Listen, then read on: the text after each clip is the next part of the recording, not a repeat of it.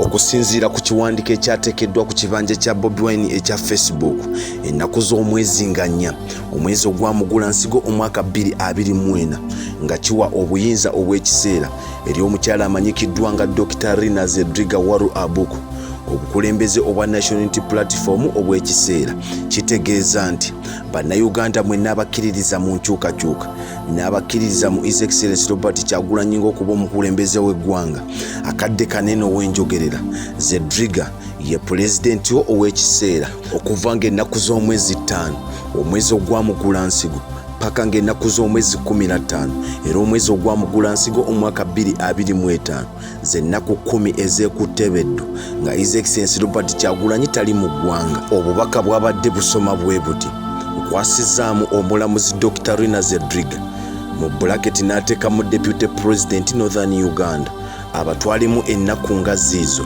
kankomewo era okusinziira ku muwumbo gw'ebbaluwa gwe yaweereza mukyala Zedriga ng'amukwasa obukulu mu butongole yasinzidde mu kawaayiro 7 aka National Unity Platform Constitution era n'amugamba kimukakatako okukola bw'atyo kasita aba nga tamenye etteeka era omukyala Zedriga ye People's President obudde buno. Yabaffe ebibuuzo ebiri ku mimwa gy'abannayuganda yonna gye mpita beebuuza omukyala ono yaani kuba yatandika okumanyikibwa nga azze mu byobufuzi mu kisinde kya People Power Movement basinga tebamutegeera olunaku olwaleero amanya omwana soda nkoze research fayiro kanjikube ku mmeeza genda kusaba following Facebook page yange TikTok account yange omwana soda YouTube channel yaffe manyikiddwa nga Export TV subscribing commenting atoteko notification bell bingi ogenda kubimanya kaliro olwaleero nkuwa ebyafaayo ebizibu ebyankanze nange neŋŋamba kiki kinene eby'omukyalo ono omukenkufu era nga nsimbula gwowe n'abadde yekiina nti olina ebitabo nawe alina girlfriend Sireya ng'akusaba chips chicken n'enkoko ng'akujuliza nga bwe yasoma ennyo musheyalingira akatambi kaneeno ebyokwewaana abiveeko abayongere mu maaso n'okusoma kuba omukyalo ono kyekyo kyennyini kyekitegeeza okuba omuyivu. Dr Lina Zedriga yazaalibwa ng'eggwanga lyettu Uganda libuzaayo omwaka gumu n'omwezi gumu okufuna obwetwaze mu mwaka gwa 1962 kitegeeza ye yazaalibwa ng'ennaku z'omwezi 8 omwezi ogwamutundu oba Septemba omwaka gwa 1961 gy'emyaka 63 beddu gye yeetisse ku mutwe. Ono yazaalibwa mu kitundu ekimanyikiddwa nga Vula mu Arua District eneesangibwa mu mambuka ga Uganda abasinga gye tuyita West Nile. Bwe natuuse ku by'okusoma kwe okusinziira ku research gye nakoze ku Dr Lina Zedriga waru abuku omutwe katagumbaluke kuba omukyala ono gwe nkuleetedde olwaleero mukyala muyivu nnyo yasoma ebitenkanika era enjogera y'ennaku zino ey'okugamba nti yasoma paka kuwulira bubi etuukira ddala ku ye ebya primary secondary ne university sigenda kubinonooza nnyo kiriza nkutuuse waggulu ennyo awasinga okumufuula omusukulu mu kubalala degrees diploma ne certificates z'alina ku mutendera ogw'ensi yattu Uganda ne international level. Muganda wange bw'otandika okuzibala buyinza okukya ne buziba naye nga zonna ezisinga azisomedde bweru w'eggwanga mu ggwanga lya Poland yatuukayoko era n'akakalabya emisomo ku institute emanyikiddwa nga Atwis Institute for Peace and Reconciliation era eno agenda okuvayo mu mwaka gwa 2014 omwezi ogwamuseenene ng'afunye certificate mu kuziyiza ekittabantu ekyawamu mu lunyaanyimbe kye tuyita genocide. Dr Zedriga ayina Masters of Arts in Peace and Conflict Studies ng'eyo yagisoma wakati w'omwaka 2005 paka 2007 era n'agikenkuka buvu. Muzimu ku certificates z'alina nnyingi nnyo okukira z'omanyi era nzikiriza nzisome mu luzungu n'ezimu siziwulirangako. Alina Advanced Certificate in Security and Safety in the Field ng'eyo yagifuna omwaka gwa 2007. Alina Akina Mama wa Africa eyo yagifuna mu 2006 eyo ya Gender and Development. Alina Masters of Arts in Human Rights yagifuna wakati w'omwaka 2003 paka 2005 era eyo World Bank Institute nayo emuli mu nsawo. Alina Judicial Training Institute Certificate. Alina Bachelors of Laws yagifuna mu mwaka gwa 1998 paka 2002. Mu mwaka gwa 2009 omwezi ogwa Gatonnya Dr Zedriga yafuna certificate in women and public policy eno yagisomera mu JFK Kennedy Harvard University esangibwa mu Boston, United States of America. Ku Law Development Center oba LDC alina diploma in legal practice omwaka gwa 2003, alina diploma in law and judicial practice omwaka gwa 1997, alina diploma mu mateeka mu mwaka gwa 1995. Uganda Catholic Society Training Center enesangibwa Lubaga era nayo yafunayo certificate mu social planning and management omwaka gwa 1987. Ebyaddala okusoma kwa Zedriga tekugwayo era ne certificates zalina sisobola kuzimalayo kuba nezimu siziwulirangako zafunye mu ggwanga lyettu Uganda n'ebweru w'eggwanga. Nzikiriza nkomekaawo tweyongereyo n'emboozi. Mukyala mulwanirizi wa ddembe okusingira ddala eri abakyala era ogwo omulimu agukoze okumala ebbanga ddene. Omukyala ono gwe nkuleetedde yaliko omulamuzi ate munnamateeka eyagabanguka ennyo. Omukyala ono era gwe twogerako Zedriga lecturer ku Victoria University esangibwa mu kibuga Kampala mu ggwanga lyettu Uganda.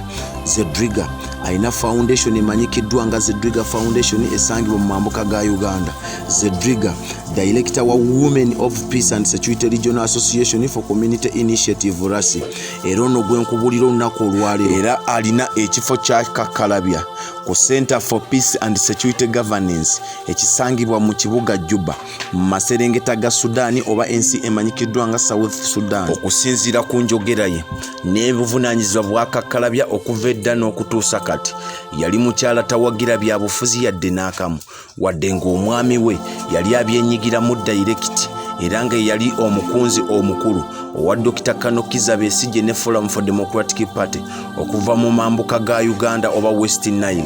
Naye Zedriga yali tabyagalirako ddala. Omwami we yali amanyikiddwa nga Mwami Rosen Zedriga yabuzibwawo omwezi ogwamuwakanya oba August omwaka gwa 2001. Mukyala Zedriga anyumya nti mu nnaku ey'ekitalo tirumu yali atudde ewakaawe n'akubibwa akasimu omwaka gwali gwa 2004 okuva eri omukulu amanyikiddwa nga Ibrahim Abiriga, omugenzi kati eyali omubaka wa parliament owa Arua municipality ate nga yali muna NRM lukulwe. Ti omulambo gwa bbaawe gwalabibwako mu kibuga ekya Kinshasa ekisangibwa mu nsi emanyikiddwa nga DRC Congo era eyo gye gwaziikibwa oluvannyuma lw'okukubibwa amasasi. Ne wenjogerera kaakano okuva 2001 paka kaakati omukyala Zedriga n'abaana be tebaddangamu kulaba ku mwami waabwe oba kitaabwe. Yamulekera abaana 5 bweddu era wenjogerera kaakano yagattako n'abazzukulu abalala 4 olw'okuba yali tayagala bya bufuzi yadde okubyetabamu. Kyatwalira His Excellency Robert Kyagulanyi Ssentamu ebbanga ddene n'akaseera okumumatiza ng'agenda mu maka ge agasangibwa eGayaza okwegatta ku kisinde ekya National Unity Platform. Wabula mukyala Zedriga yatutegeeza oluvannyuma ennyo olw'akalimi Bobi Wine akangi kaalina yamumatiza era n'amugonza n'akkiriza okwegatta ku nkyukakyuka. Era omulimu gw'okuyingiza Dr Zedriga mu kibiina oba ekisinde kya People Power Movement Bobi Wine yagumaliriza ennaku z'omwezi 8 omwezi ogwakafuumula mpawu omwaka 2020 olunaku lwali lwa mukasa. Ku ofisi yaabwe ey'ebiseera ebyo nga yali esangibwa mu katundu akamanyikiddwa nga Kamwokya nga tebannagijjayo giteeka Makerere Kavule era olwamutuusa bw'ati bwe ppaba n'amuwerawo okubeera deputy leader owa People Power Movement wabula obudde buneeno ye deputy president owa Northern Uganda naye kaakati ennaku zino 10 ye president ajjudde owa National Unity Platform. Abasinga baali tebamutegeera ebiseera ebyo ng'amwanjula naye ekyamazima ebimu ku by'obugagga Bobi Wine bye yaleeta mu People Power Movement ye experience eyawaggulu ennyo n'obuyivu obw'ekitalo ennyo obwali mu mukyala Zedriga era okuva ku aze abwolesa mu bukulembeze bwe era mukama we Bobi Wine yakitegeeza lunye nti y'omu ku bakyala mu ggwanga oba abakulembeze abamulaze nti ba kigambo kyabwe. Dr Zedriga asobola okwogera ennimi zino wammanga 7 okuli Oluzungu, olulimi lw'ewaabwe olwakyoli, Lango, Alu, Lugubala, Swahili n'Oluganda olutonotono nga tanneegatta ku People Power Movement oba eyazaala NUP oluvannyuma ennyo. Yeetabako mu by'obukulembeze omwaka gwa 2016 yavuganyaako okuba omukiise wa parliament owa Vura Kawunti era wano bamukuba ekigo n'enkoona n'enywa nga si mulala Gabriel Ajedela Alidalu.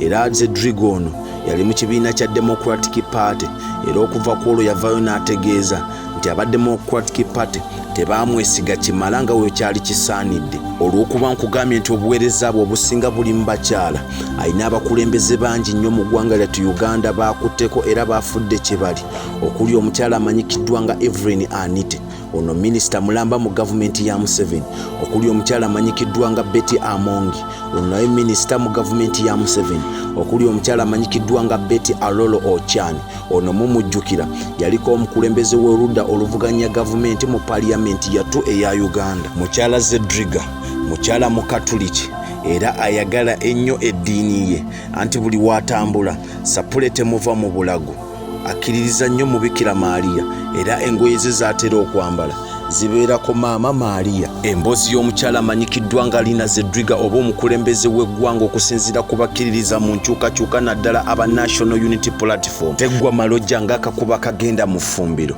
Kkiriza munywanyi wange, ekitundu ekyokubiri ekijjudde ebimukwatako ebisigaliddeyo okisange ku YouTube channel yaffe emanyikiddwa nga Export TV. Dduka bonnambiro subscribing otekeko notification bell. Bwe naateekayo emboozi bwe nti ojja kuba bakutegeeza ogenda ogirabe oyongere okumunyumirwa.